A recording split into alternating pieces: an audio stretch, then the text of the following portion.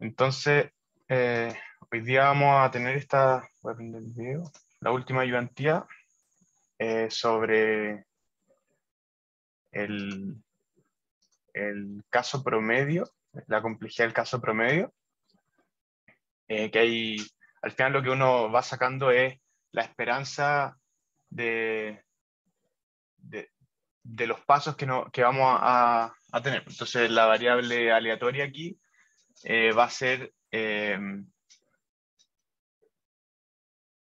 va a partir de cómo distribuyen nuestras muestras y todo eso lo vamos a ver paso por paso con este problema que es difícil de tres colorabilidad, que es un problema de NP completo, que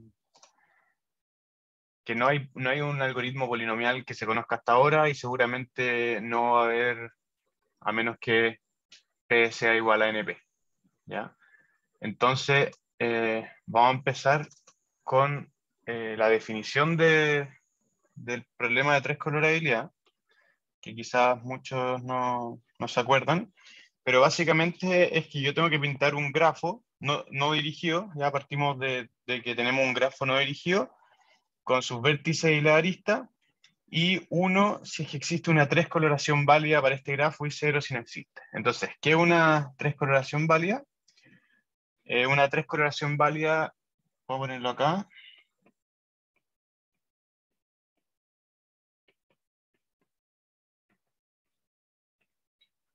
Va a ser que tenemos tres colores, ¿ya? Y a cada vértice nosotros le asignamos un color, ¿ya? Y si es que el vértice X está conectado con el vértice Y, es decir, si el par X, y pertenece a la,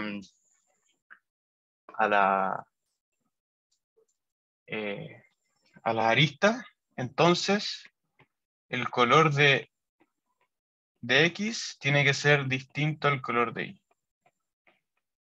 ¿ya? Esa es una tres coloración válida. Y ahí este problema es difícil. Ya no es difícil. Ya entonces vamos a partir con la. No sé si alguien tiene alguna duda sobre el problema en general. Bueno, ya entonces se sabe que el problema es tres colorabilidad NP completo y por lo tanto no se conoce un algoritmo determinista que resuelva el problema en tiempo polinomial en el peor caso, ¿ya? Entonces, nosotros lo que queremos ver es qué pasa en el caso promedio. Y para ver el caso promedio, de repente se vuelve muy complejo porque uno tiene que ver cómo distribuyen las entradas de tamaño n del problema. Aquí nuestra entrada es un grafo que tiene el tamaño del grafo, que en general lo que nosotros hacemos es que el tamaño del grafo va a ser igual a la cantidad de vértices más la cantidad de aristas, ¿ya? Entonces este va a ser nuestro n. O podría ser, por ejemplo, n podría ser la cantidad de vértices, ¿ya? Ya. Pero la entrada definitivamente acá es el tamaño del grafo, ¿ya? Esa es la entrada. ¿Ya? Entonces, nosotros tenemos que hacer una suposición de partida para ver cómo van a distribuir las entradas. Por ejemplo, podemos estar en un problema difícil, como por ejemplo el vendedor viajero, y, y obviamente que hay entradas que quizás son más, no sé, digamos, más posibles que otras, más probables, como por ejemplo que un vendedor vaya de un lugar A un lugar B que están cerca, ¿ya? En vez de ir de un lugar que está en un país a un lugar que está en un país B. Por ejemplo, si nosotros quisiéramos resolver ese problema para, no sé, eh, todos estos temas logísticos, como los repartidores de, de cualquier cosa, ¿ya? Entonces, uno tiene que, para sacar el tiempo promedio, tiene que sentarse bien a suponer cuáles van a ser, o sea, pensar bien cuáles van a ser los supuestos. Pero para este problema, que vamos a ver cómo se calcula la complejidad en el caso promedio, vamos a asumir que como estamos hablando de un problema genérico que son los grafos y que es tres coloreable, no nos interesa ningún caso en particular, vamos a asumir que cada grafo con n vértices tiene la misma probabilidad de aparecer, ¿ya? O sea, de ser entrada. No hay... Entonces, esta variable que son los grafos va a ser una distribución uniforme, ¿ya? Entonces, para eso, para calcular esa probabilidad, lo primero que tenemos que hacer es calcular la cantidad posible de grafos, de n vértices, ¿ya? Entonces, ¿cómo nosotros calculamos, cómo nosotros vemos si tenemos n vértices? Vamos a la pregunta 1. La pregunta A. Calcular la cantidad de grafos. Bien. Entonces, si nosotros tenemos n vértices, si por ejemplo nosotros tenemos 4 vértices o 3 vértices, ¿ya? ¿Qué es lo que define que un grafo sea distinto al otro? Y aquí si quieren pueden prender el micrófono o decirlo por el chat. Como que tenga conexiones distintas. Claro, entonces el conjunto, al final si tenemos un grafo con 3 nodos, los nodos se pueden llamar A, B, C, se pueden llamar 1, 2, 3, por ejemplo, pero da lo mismo, son 3 nodos. Hay como que el nombre que le pongamos a los nodos da lo mismo. Lo que va a hacer la diferencia es, como dijo el compañero ahí, que la cantidad de, o sea, las aristas que tiene este grafo, Entonces, si nosotros le ponemos el nombre 1, 2 y 3, existen, sí, creo que 6 posibles aristas que son 1, 1, 1, 2, 1, 3, 2, 1, no, 2, 1 ya está porque es dirigido, 2, 2, 2, 3 y 3, 3, ya porque tenemos un grafo dirigido. Entonces, esta es el conjunto de aristas posibles, ¿ya? Entonces, vamos a ponerle esto a E posibles, ¿ya? Entonces, dependiendo de cómo nosotros elijamos nuestro conjunto E, ¿ya? Obviamente que si tenemos un grafo que va a ser B, E va a ser un subconjunto de todas las posibles aristas, ¿ya? Entonces, ¿cómo nosotros calculamos la cantidad de posibles grafos? Van a ser todos los subconjuntos posibles de esto de acá, porque cada subconjunto define un grafo distinto, ¿ya? Entonces, esto es para 3. En el caso general, vamos a tener que cantidad de grafos posibles. A ver, veamos, cantidad de grafos posibles. Entonces, cantidad de grafos posibles va a ser igual a cantidad de subconjuntos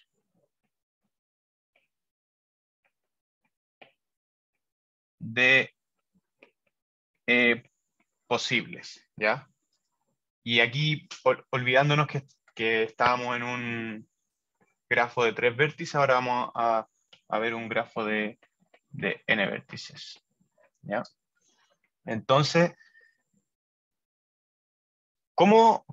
hay un conjunto que es el conjunto potencia, que de repente como que uno lo ve y se asusta, pero al final es exactamente todos los subconjuntos de un conjunto, ¿ya? Entonces, al final lo que nosotros estamos pidiendo acá es el tamaño del conjunto potencia de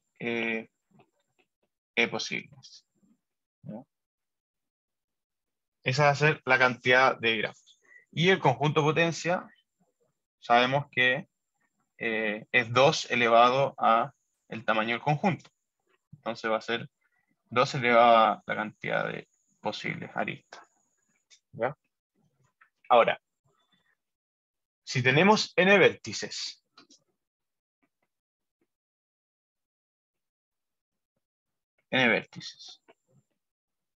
lo único que nos falta acá para concluir con esto, ya, para concluir con esto es encontrar esta cantidad, este valor de acá. Ya, si tenemos n vértices, como nuestro grafo es no dirigido, vamos a tener lo siguiente, vamos a tener la arista 1, i, ¿ya? 2, i, 3, i, hasta n, i, ¿verdad? Y aquí vamos a tener n aristas posibles. Ya, luego acá vamos a tener n-1 aristas posibles. Porque aquí ya, porque en esta parte de acá ya está el 1,2 y es un grafo no dirigido. Entonces 1,2 es lo mismo que 2,1. No lo contamos dos veces. Aquí vamos a tener n-2 aristas posibles, por el mismo argumento que antes, porque el 2,3 ya va a estar en el de arriba, ya lo vamos a haber contado. Y aquí solamente nos va a quedar el n,n, que no está en ninguno de los de arriba. Entonces aquí va a quedar una arista posible. ¿Ya? Entonces, si nosotros sumamos todo esto acá, nos va a dar la cantidad de aristas totales. Y esto va a ser esto de acá, que es la suma desde i igual a 1 hasta, o pongámosle j para no confundir, de j igual a 1 hasta n de j, ¿ya? Y esta suma es n por n más 1 partido en 2. ¿Ya? Entonces, por ejemplo, acá que teníamos 3 nodos, va a ser 3 por 4 partido en 2, que es 6. Y acá justamente tenemos 6 posibles aristas. ¿Ya? Entonces, si nosotros seguimos esto de acá, la cantidad de grafos posibles va a ser igual a 2, de hecho si seguimos esto, 2 elevado a n por n más 1 partido en 2, ya que es una cantidad inmensa. Entonces esa es la cantidad de posibles aristas que nosotros tenemos, ¿ya? Y con eso terminamos el primer inciso. Y el segundo inciso lo que nos dice es, ahora calcule la probabilidad de que W aparezca, dado que W es un grafo de n vértices, ¿ya? Entonces, lo que nosotros asumimos es que como todos los grafos tienen la misma probabilidad de aparecer, tenemos la distribución uniforme y por lo tanto el B va a ser fácil de sacarlo. Dice probabilidad de que W aparezca, dado que W es un grafo de n vértices. ¿Ya? Y aquí quizá uno tendría que asumir como, o sea, tendría que ver también en los casos que la codificación no es un grafo, pero estamos asumiendo que nos están dando un grafo, ¿ya? Pero tampoco un supuesto tan terrible. Entonces, ¿cuánto es esta probabilidad? La probabilidad de esto va a ser igual a la cantidad de casos favorables partido en la cantidad de grafos totales. Y ya vimos que esto era 2 elevado a n por n más 1 partido en 2.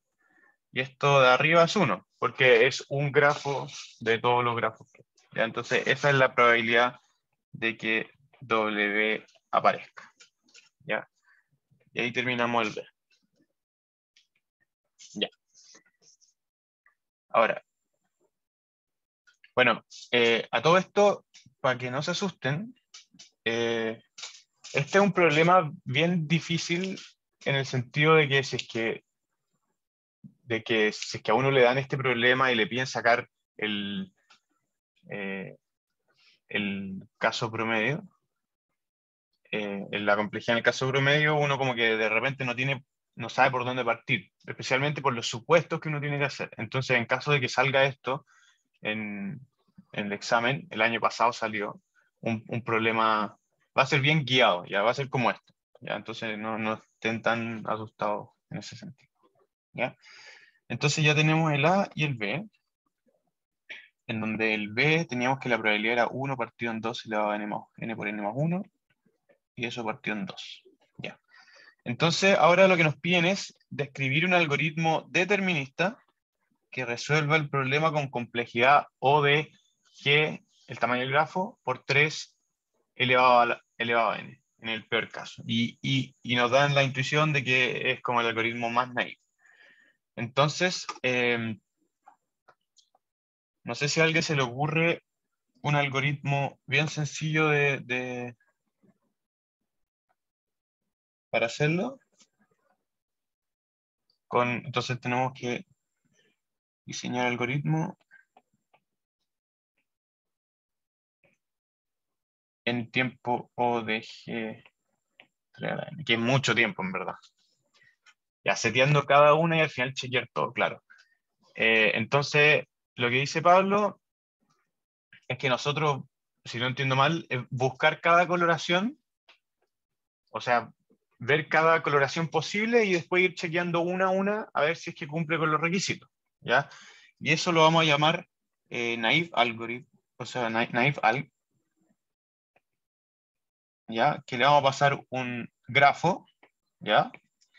Y lo que vamos a hacer es lo siguiente. Entonces, vamos a hacer un pseudocódigo. Por cada coloración en posibles coloraciones,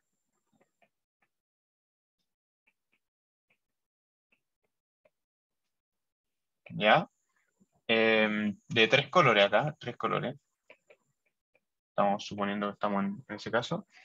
Ya, if coloración es válida, entonces vamos a retornar 1. Y si es que pasamos por todas las coloraciones y ninguna es válida, entonces retornamos 0. ¿Ya? Ya, entonces ahora tenemos que ver que este algoritmo se demora el tiempo que nosotros decimos. ¿Ya? Entonces, lo primero, nosotros precalculamos las posibles coloraciones. ¿Cuántas son las posibles coloraciones? Bueno, esto es un problema simple de combinatoria. Tenemos n vértices. ¿Ya? Esto acá es n. Acá está el vértice 1, vértice 2, el 3, hasta el n. Y para cada uno de estos tenemos 3 posibles colores. ¿Ya? Entonces vamos a tener 3 colores acá, 3 colores acá, 3 colores acá, 3 colores acá, 3 colores acá. ¿Ya? Entonces, en total, la cantidad de posibles coloraciones, de esto sacamos que la cantidad de posibles coloraciones va a ser igual a 3 a la n. ¿Ya? Entonces nosotros nos metemos en este loop, en el peor de los casos, 3 a la n veces. ¿Y cuál va a ser el peor de los casos? Bueno, cuando la última coloración sea la que nos sirve o cuando no haya una coloración válida. ¿Ya? Y entonces en esto de acá nos demoramos 3 a la n. ¿Ya? Pero ¿cuánto nos demoramos en esto? En revisar que una coloración es válida. Entonces acá tenemos posibles coloraciones. Entonces, ¿cuánto nos demoramos en revisar coloración válida? ¿Ya? Entonces, en esto, ¿qué es lo que tenemos que hacer básicamente? Lo que tenemos que hacer es que es revisar cada arista y ver el color que le asignamos a cada nodo. Entonces, al final, este if coloración es válida, nosotros hacemos como un for de la arista y revisamos cada color. Entonces, revisar, acá ponemos revisar cada arista. Cada arista X, Y, ¿ya? Y ver si color X es distinto de color Y, ¿ya? Y en ese caso nosotros, si es que para todos son distintos, entonces es una coloración válida. Si es que hay alguna que no es distinta, o sea, si hay alguna que es igual, entonces estamos en un caso que no es válido, ¿ya? Entonces salimos de ese... esto va a tirar false en ese caso y pasaríamos a la siguiente posible coloración, ¿ya? Y en caso de que no hay ninguna coloración válida, llegamos al return 0. Entonces en esto acá nos demoramos el tamaño de la cantidad de aristas, que obviamente es menor o igual al tamaño del grafo, porque recordemos que el grafo se calcula como el tamaño de las aristas más el tamaño de los vértices, ¿ya? Ok. Entonces, en total, tenemos que hacemos un loop de 3 a la n por O de G, ¿ya? Entonces, vamos a tener que, en nuestro algoritmo O de naive alg de un grafo, o de un grafo, ya va a ser O de G por 3 a la n, ¿ya? Ok. Entonces ahí terminamos la segunda pregunta, que era construir a lo que se le olvidó, era construir un algoritmo bien naive, ¿ya? Y ahora obviamente vamos a ir tratando de mejorar este algoritmo para llegar a algo un poco más, no tan sofisticado, pero un poco menos naive. Y para eso nos vamos a fijar en una propiedad. Entonces, lo que tenemos que ver, que básicamente, o sea, que es súper obvio en todo caso, que mostrar que un grafo con loops, es decir, que aristas que comienzan y terminan en el mismo vértice, no caminos cerrados, o sea, ciclos digo, sino que loops, no es tres coloreable. Y luego la parte difícil, o sea, no la parte difícil, pero esta parte es como más fácil, esta segunda parte que nos piden ver cuál es la complejidad de revisar si tenemos loops en un grafo, ¿ya? Entonces, tenemos que en la D nos piden demostrar que, bueno, si G tiene loop,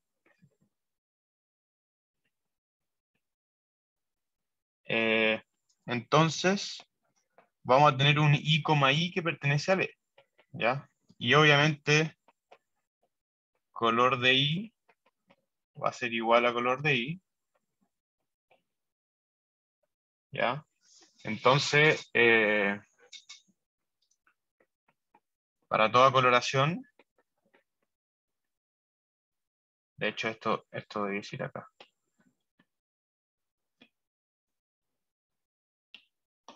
¿ya? Entonces retorna 0 en nuestro algoritmo y no es coloreable.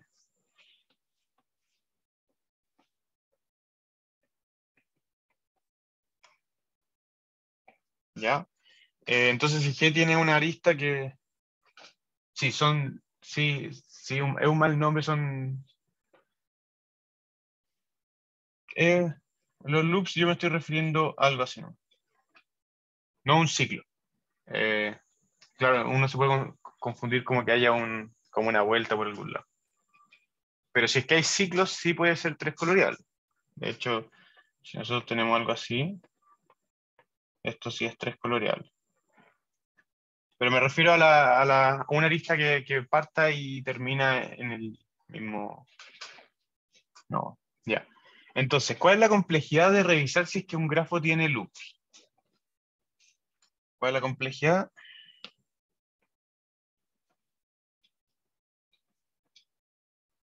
La complejidad va a ser el tamaño del grafo.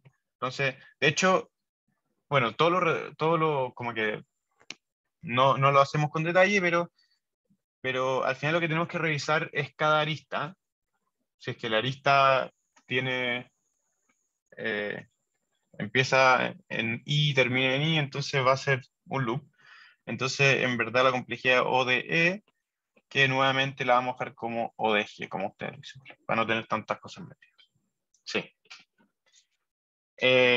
Pero decir O de G está bien. En todo caso, ustedes podrían decir, eh, nos tocó, de hecho, en una prueba pasada, un año pasado, que había una pregunta que si uno, como que solo le decían ponga una cota superior, ¿ya? No le decían ponga una cota superior como bien ajustada. Entonces, si uno ponía algo así como 2 elevado, no sé, a n factorial, era súper fácil de demostrar que es una cota, pero en verdad lo que uno quería era como n log n.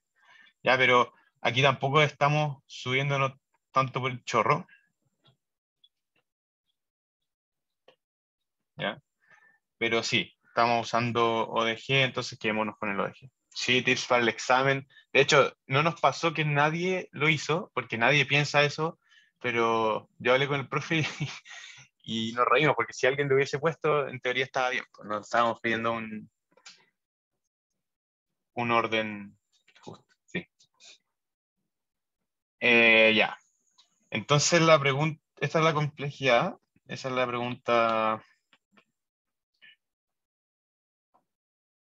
D, ¿ya? Vamos bien. Entonces ahora nos dicen combine los incisos C y D para obtener un algoritmo un poco mejor que en C, ¿ya? Eh, entonces, ¿cómo se le ocurre que va a ser nuestro algoritmo? Entonces vamos a llamarlo not so naive.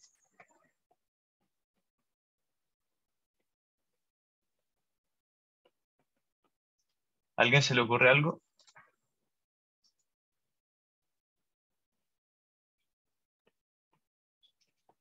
Es simplemente utilizar lo que acabamos de hacer y tratar de incorporarlo. ¿Ya? Entonces, antes, como ya sabemos que nos demoramos poco en revisar revisar dentro de colorear. ¿Cómo? ¿Cómo eso?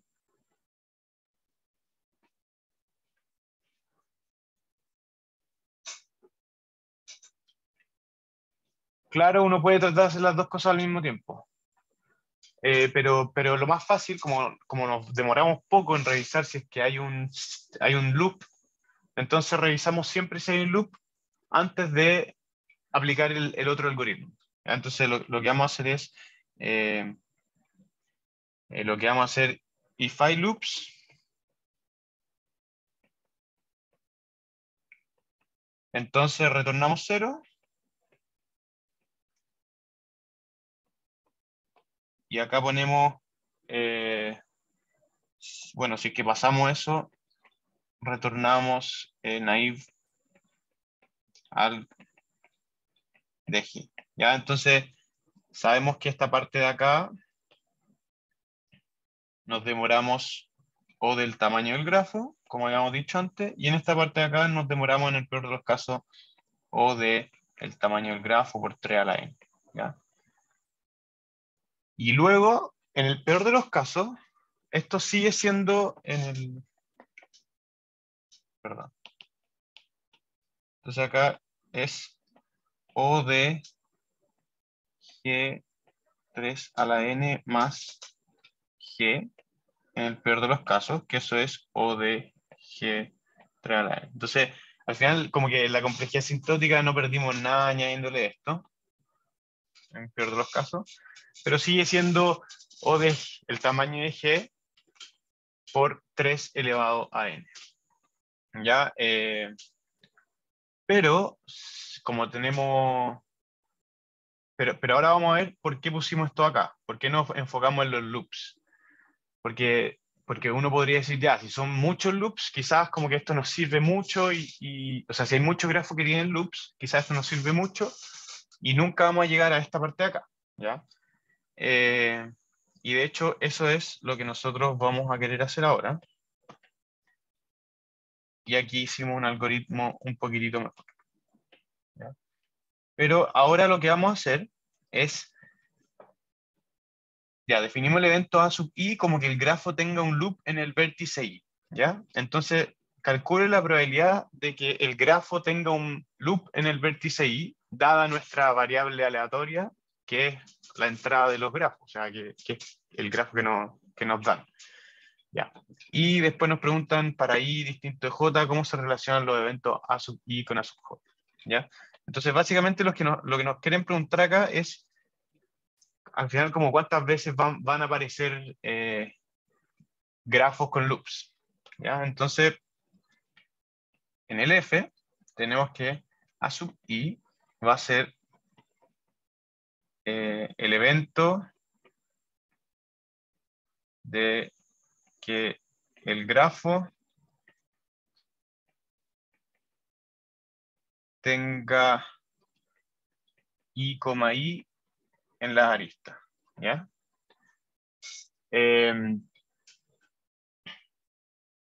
Ya. Entonces, ya. Entonces, ¿cuál es la probabilidad de que a sub i sea igual a 1?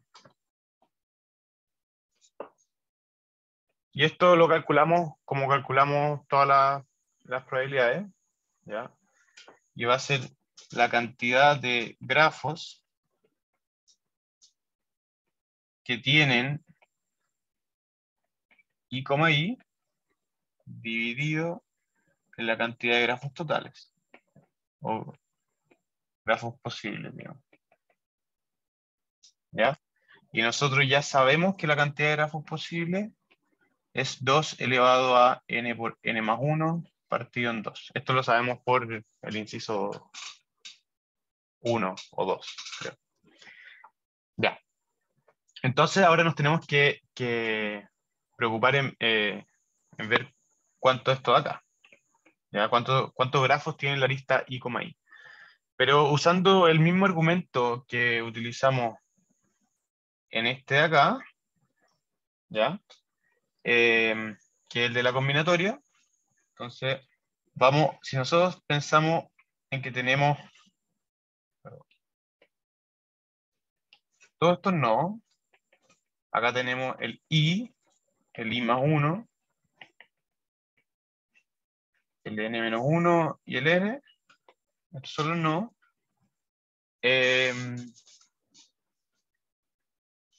¿Cómo nosotros llegamos a esto de acá?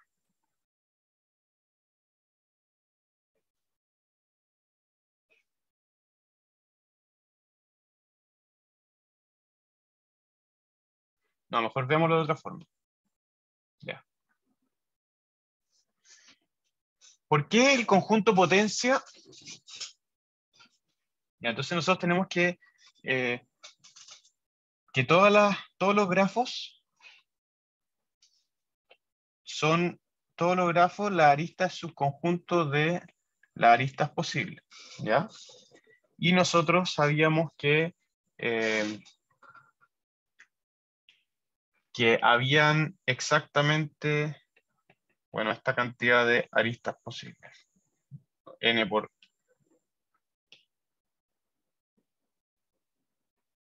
n más 1 partido en 2. ¿Ya? ¿Cuáles grafos tienen la arista i, i?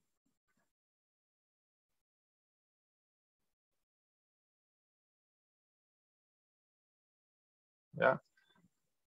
Si nosotros nos fijamos cómo se calcula el conjunto potencia, porque es 2 elevado a n, o 2 elevado al tamaño del conjunto, es porque básicamente nos preguntamos por cada elemento de este conjunto, si está o no está. ¿Ya? Entonces tenemos que hay dos opciones. Puede que esté o puede que no esté el elemento en el subconjunto. ¿Ya? Ya, pero eso es equivalente. O sea esos dos, a ver, ¿cómo me explico? Tenemos que un elemento de este conjunto va a estar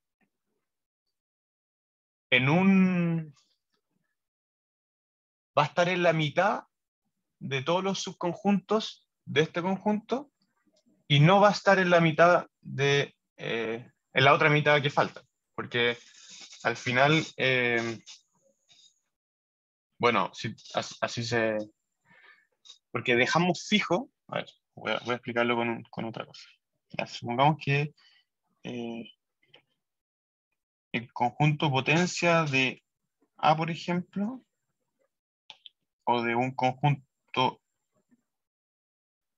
C, digamos, es, o el tamaño de esto de acá es esto de acá. Sí. Entonces va a ser, ¿está el primer elemento, está el segundo elemento o no está? ¿Está el tercer elemento o no está? ¿Ya? Y dentro de acá, nosotros tenemos un iésimo elemento, hasta este de acá. Este está acá, nos preguntamos siempre si es que está el primero elemento, el segundo, el tercero, el cuarto. Pero fijamos este elemento y decimos este está o no está. Entonces decimos, ya, este no queremos que esté. Entonces, ¿en cuántos conjuntos tienen el elemento I, perdón? Acá entonces fijamos que sí está. Y acá esto es un elemento de este conjunto de acá. Entonces, cuando nosotros lo fijamos, lo único que hacemos es, y esto de hecho no es una igualdad, es dividirlo por 2. Entonces, la cantidad de grafos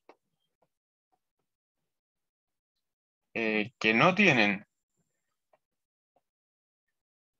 el I, I, que es un elemento en particular, va a ser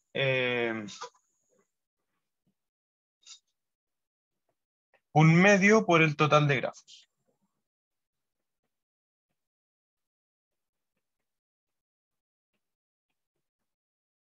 ¿Ya? O grafos posibles. ¿Ya? Y eso era lo mismo que un medio por n por n más 1 partido en... No, un medio por 2 elevado.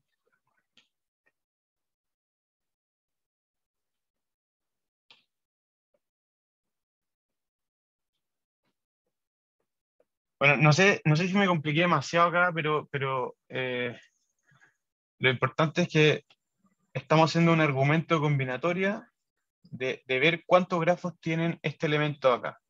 Y como la cantidad de grafos es el conjunto potencia, en el conjunto potencia es exactamente una mitad. Aquí siempre trabajamos con que A tiene n nodos. ¿Qué es A? Que G tiene n nodos. Siempre estamos trabajando sí, G, ya. Entonces, cuando uno se pone a ver el conjunto potencia y toma un elemento del conjunto en particular, no del conjunto potencia, se fija que ese elemento va a aparecer exactamente en la mitad de los conjuntos, de los subconjuntos de ese conjunto, ¿ya? Entonces, los grafos que tienen a I, I en su conjunto de aristas van a ser exactamente la mitad del total de los grafos, ¿ya? Entonces, esta probabilidad de acá, es igual a 1, va a ser igual a un medio por 2 elevado a n por n más 1 partido en 2 por partido en 2 elevado a n por n más 1 partido en 2. Esto se nos va y nos queda que esto es un medio, ¿ya? Por favor, acá pregúntenme las dudas que tengan, que creo que como que igual lo hice un poco más complicado de lo que tenía que ser, pero es importante que les quede claro esto. No por el ejercicio en sí, o sea, obviamente por el ejercicio en sí, pero también es importante saber que un elemento en el conjunto, aparece en exactamente la mitad de los subconjuntos de un conjunto.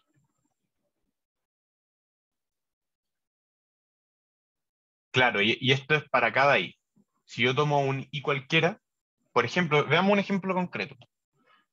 Aquí tenemos este conjunto acá de posibles elementos y nosotros, por ejemplo, queremos tomar este, ¿ya? Queremos ver en cuántos conjuntos está esta cosa acá, ¿ya? Entonces, bueno, tenemos el conjunto vacío que no está, tenemos el conjunto, ya, son demasiados elementos, va a ser 2 elevado a, 2 elevado a 6 por 7 partido en 2, que eso es 2 elevado a 21. Demasiado, no podemos hacerlo con este ejemplo. Ya. Pero, pero ¿se entiende? ¿Se entiende?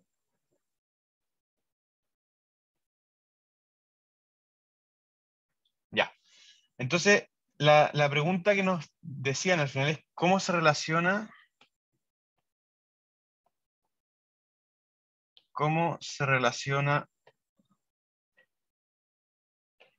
la probabilidad de A sub i con la probabilidad de A sub j cuando i es distinto de j, y por ahí Pablo dice son independientes. Claro, entonces acá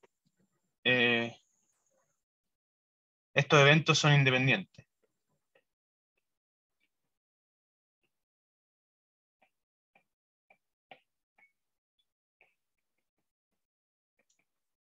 ¿Y por qué importa esto? Porque esto nos va a simplificar mucho en el momento de ver la intersección, ¿ya? La intersección de dos eventos, ¿ya?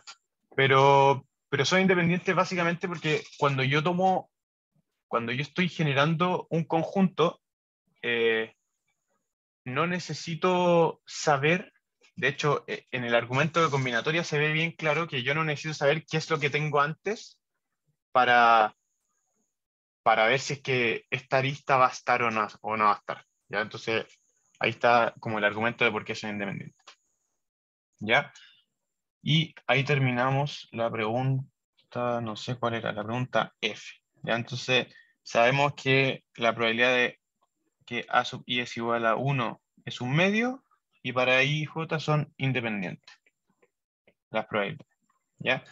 Entonces, ahora lo que queremos calcular es, usando el F, la probabilidad de que un grafo de n vértices tenga al menos un loop, ¿ya? Y esto aquí, como que uno se puede asustar un poquitito, porque al final es calcular, creo que vamos en la G, ¿ya? Entonces nos piden calcular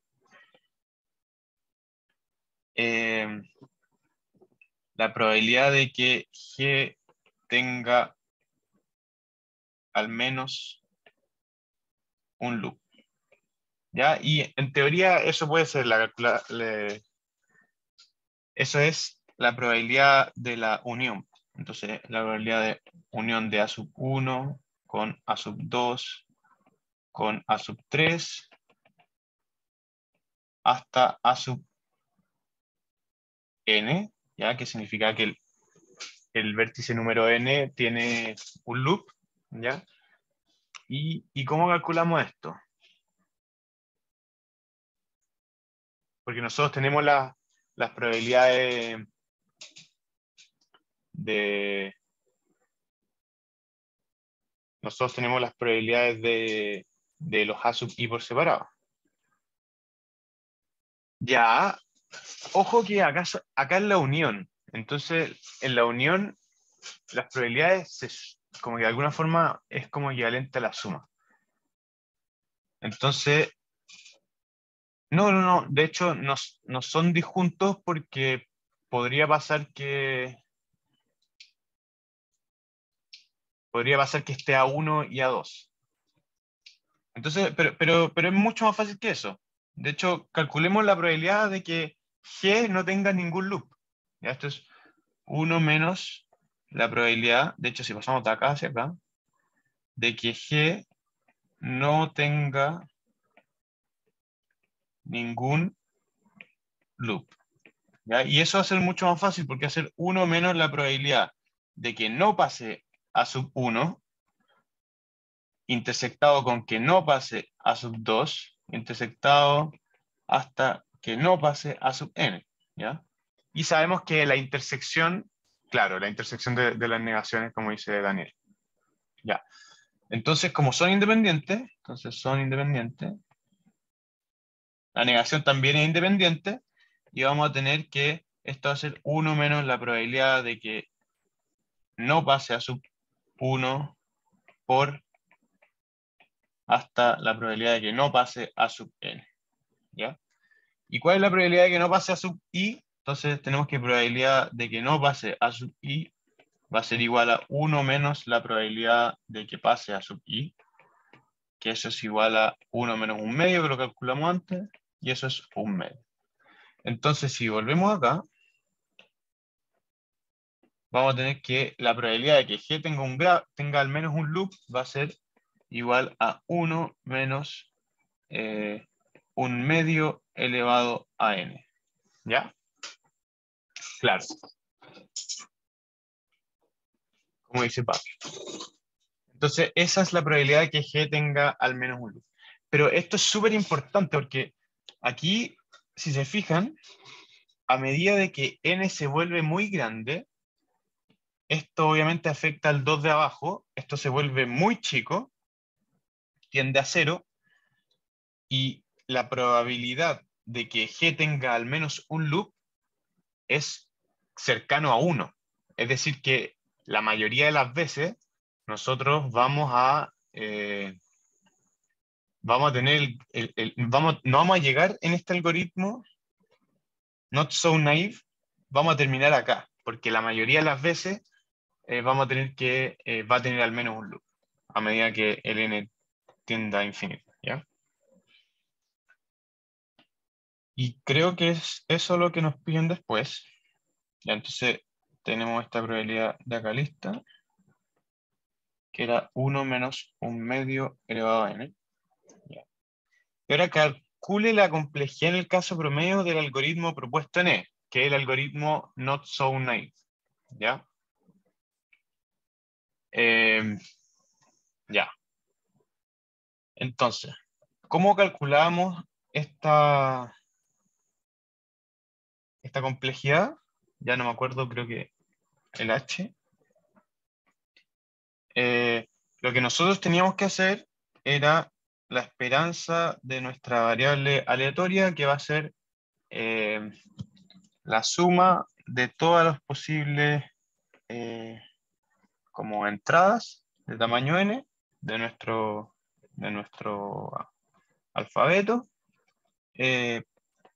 y calculamos el tiempo que nos demoramos en esa entrada por la probabilidad de que pasara esa entrada. ¿Ya? Ya. Entonces esto se ve como caso por caso, ¿ya? Como grafo por grafo. Pero en realidad nosotros tenemos dos tipos de grafos. Los grafos que no tienen loops y los grafos que sí tienen loops. ¿Ya? Entonces, o al menos podemos acotarlo por eso, porque obviamente que van a haber grafos que no necesariamente vamos a tener que revisar toda la arista, sino que vamos a revisar, no sé, pues hasta la tercera y vamos a encontrarnos con un loop. Pero eso lo podemos acotar como la probabilidad de que G tenga loop por lo que nos demoramos en eso, que es O de G. O de G porque recuerden que en el not so naive aquí nos demoramos O de G y retornamos. Más la probabilidad de que G no tenga loops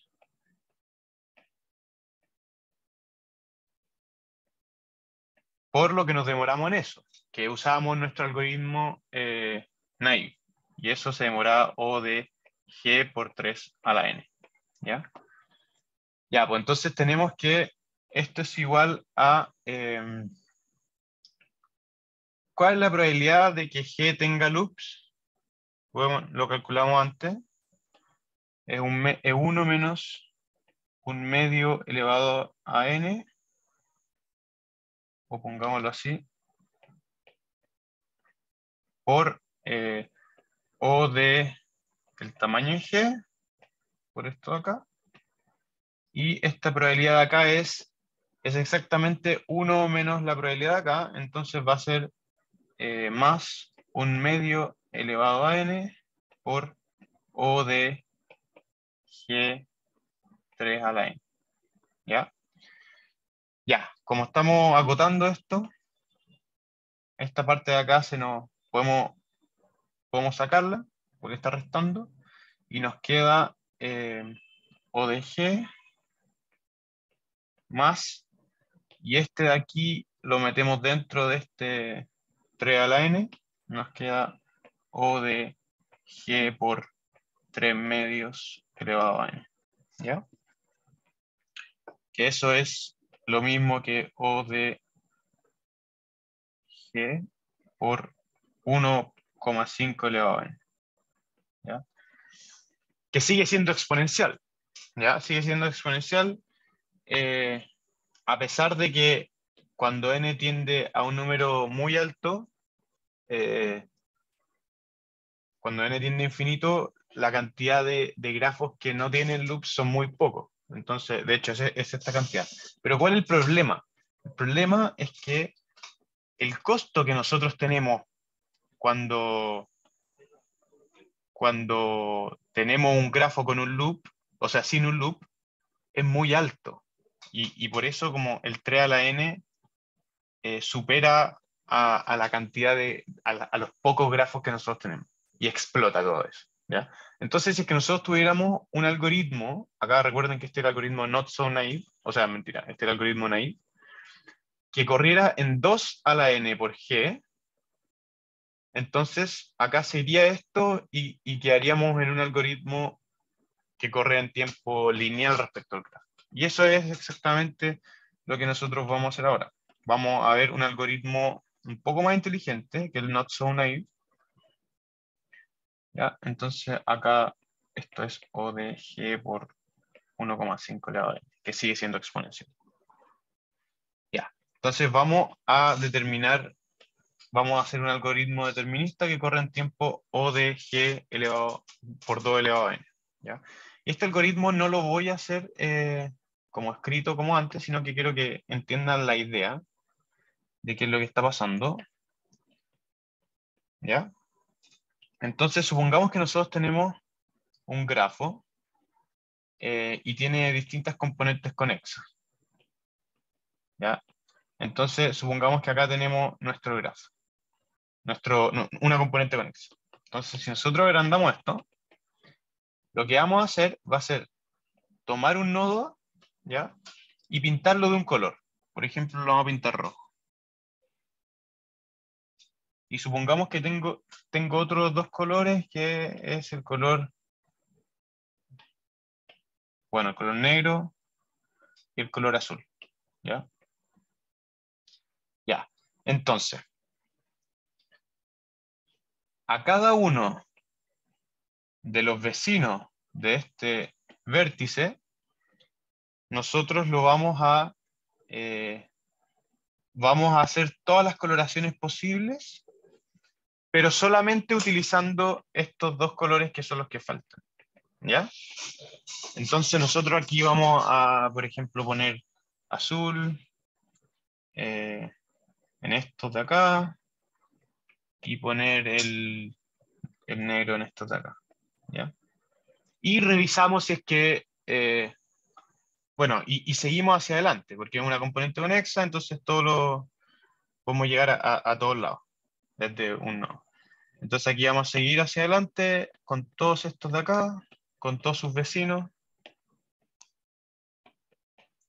¿Ya? Y vamos a seguir pintándolo con los colores que podemos pintarlo. En este caso, acá vamos a pintar con rojo y negro. Podría ser así. Y en lo otro, acá tenemos que pintar con rojo azul, rojo negro, rojo azul, rojo negro. ¿Ya? Pero la idea es como ir construyéndolo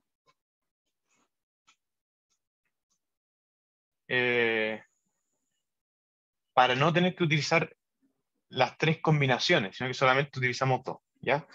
Y esto lo hacemos para cada vértice en el grafo, ¿ya? Y una vez que terminamos de pintar la componente conexa, revisamos si es que es una coloración válida, ¿ya? Y esto de aquí, si ustedes como que se sientan a pensarlo un poco o hacen un algoritmo, un pseudocódigo, al final lo que hacemos es, para cada vértice, ¿ya?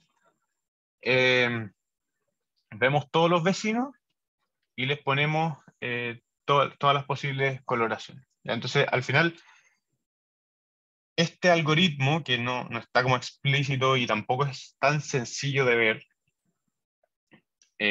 como escrito, demora O de el tamaño del grafo por 2 elevado a n. Porque al final nunca hacemos todas las posibles combinaciones con 3 colores, sino que con 2, ¿ya? Y obviamente que aquí hay una constante media escondida, porque lo hacemos muchas veces.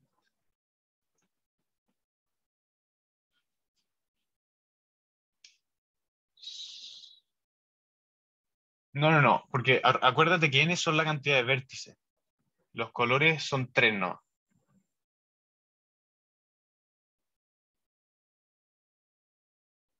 ¿Ya? Y podría volverse O de G si vamos agregando loops de mayor tamaño. Los loops de mayor tamaño, no sé qué sería un loop de mayor tamaño. Quizá un ciclo.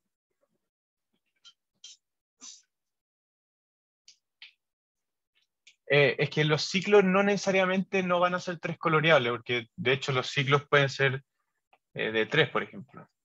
Y esto sí es 3 coloreable. Lo que uno puede hacer es como buscar cliques de más de 3 nodos, ¿ya? Pero nos va a bastar con esto del loop, ¿ya? Entonces este algoritmo acá corre en O de G por 2 elevado a n, ¿ya? Y, y lo dejamos ahí como medio stand-by, si alguien lo quiere pensar más, cómo escribirlo, genial. Pero creo que no vale la pena. Y ahora combinando este algoritmo que recién les expliqué y el inciso D, ya al final nos piden calcular cuánto nos demoramos en el caso promedio ahora, que tenemos, en vez del not so naive, vamos a hacer como un not so naive 2.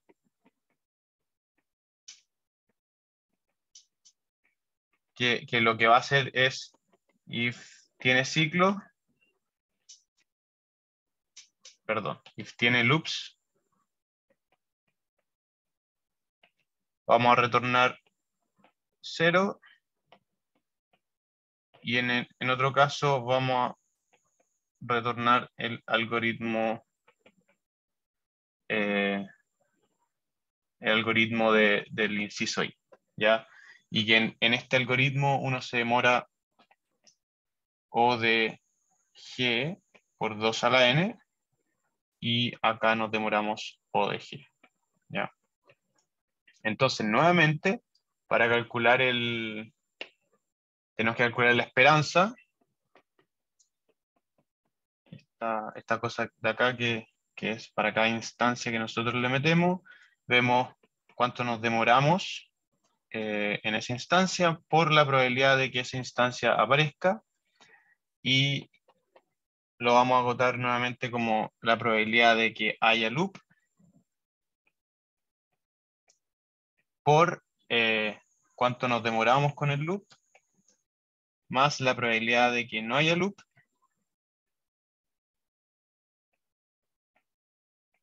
por nuestro nuevo algoritmo que se demora O de G por 2 a la n, ¿ya? Y esto es igual a 1 menos 1 medio elevado a n, O de G más un medio elevado a n por O de G por 2 a la n. ¿Ya? Esto se nos va, nos queda O del tamaño del grafo más un medio por 2 y todo eso a la n por O del tamaño del grafo. ¿Ya? Porque acá lo único que hice fue meter esta acá. Y de hecho, el O va a poder ir afuera. ¿Sí? Para no... Entonces acá sería O de 2 partido en 2 elevado a n por G. ¿Ya? Y eso es lo mismo que O de G más O de G, lo cual es O de G. ¿Ya? Entonces, en el caso promedio, con este algoritmo que en realidad no es tan rebuscado, uno puede llegar a calcular que nos demoramos O de el tamaño del grafo en el caso promedio. Es decir, sí nos sirve que la mayoría del tiempo haya loops en el grafo. ¿Ya? Entonces, si se fijan, este ejercicio de tres coloración, uno puede hacerlo más complejo. Uno puede decir, ya, no me interesan los grafos que no tengan ciclos. O sea, que tengan loops, porque yo sé que son muchos. Ya, pues entonces uno puede empezar a jugar con otras cosas. Uno puede decir, ya, entonces, ya, no tenemos loops, pero imaginemos que tenemos cliques. Y los cliques, para los que no se recuerdan, son un conjunto de nodos que están todos conectados entre todos. ¿Ya? Eso es un clique. ¿Ya? Y eso hace más o menos la misma cosa. Como que en un clique de cierto tamaño, mayor a 4, creo, uno ya no puede...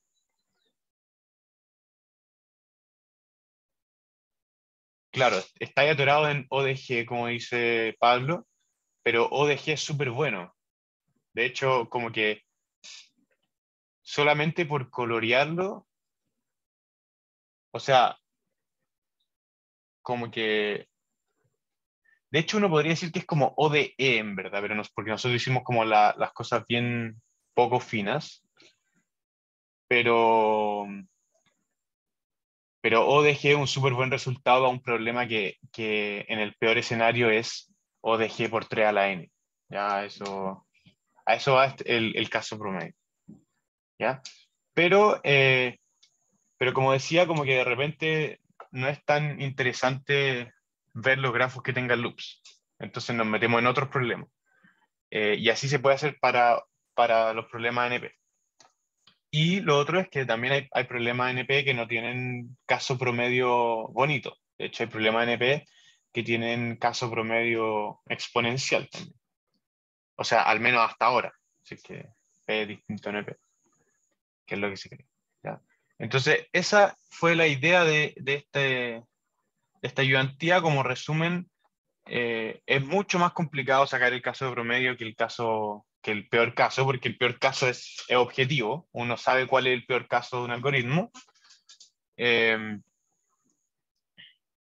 Uno sabe cuál es el peor caso del algoritmo. Uno tiene que hacer supuestos y ponerse de acuerdo para ver cuál es el caso promedio, porque uno tiene que definir una distribución de entrada, a menos que alguien te diga una distribución de entrada. ¿Ya? Entonces, eso fue la ayudantía de hoy. Voy a ver el video para los que no pudieron asistir, y también las notas de la ayudantía. Esta es la última ayudantía, así que fue un gusto hacerle la ayudantía. Es la segunda vez que hago la ayudantía de cátedra y fue súper agradable. Así que gracias por todos los que asistieron. Yo sé que es un horario más o menos malito, viernes a las 3:30, y topa con hartas cosas, entonces yo veo que después igual ven los videos en YouTube, ¿ya? Pero gracias a todos los que están y los que van a ver el video, ¿ya? Eso, pues que les vaya súper bien el fin de semestre y mucho ánimo. No sé, voy a parar la grabación y ahí si quieren pueden hacer preguntas o pueden